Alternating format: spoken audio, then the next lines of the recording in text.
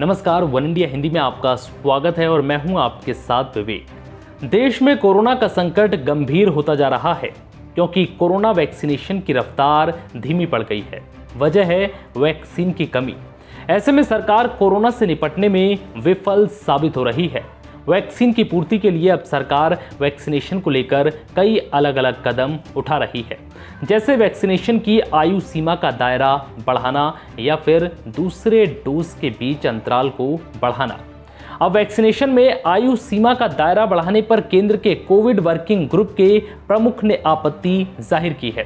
उन्होंने कहा कि भारत ने आयु वर्ग के हिसाब से कोरोना टीकाकरण को प्राथमिकता दी थी ताकि मुख्य रूप से मृत्यु दर को कम किया जा सके, लेकिन जैसे ही इसमें 18 से 45 आयु वर्ग के लोगों को शामिल किया गया, वैक्सीन की कमी हो गई। केंद्रीय पैनल के अध्यक्ष डॉक्टर एनके अरोड़ा ने कहा कि पहले से निर्धारित आयु वर्ग के लोगों के लिए अब भी पर्याप्त वैक्सीन है।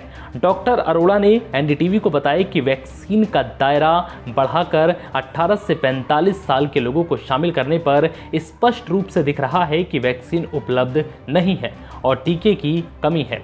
उन्होंने कहा कि मैं कहूँगा कि इसे कुछ समय के लिए टाल दिया जाना चाहिए था। उन्होंने कहा कि पिछले साल सितंबर-अक्टूबर में वैक्सीन को लेकर प्राथमिकता तय की गई थी और ये स्पष्ट था कि उपलब्धता के अनुसार वैक्सीनेशन का त्वरित उद्देश्य मृत्यु दर और रोग के प्रसार को कम करना था।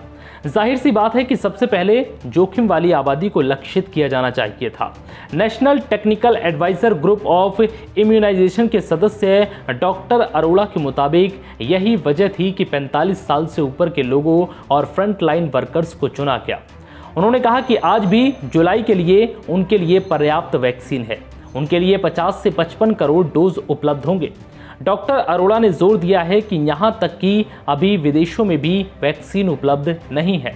उन्होंने कहा कि हम में से कई लोगों को लगता है कि हम टेंडर निकालते हैं तो टीके आएंगे, लेकिन ये सही नहीं है।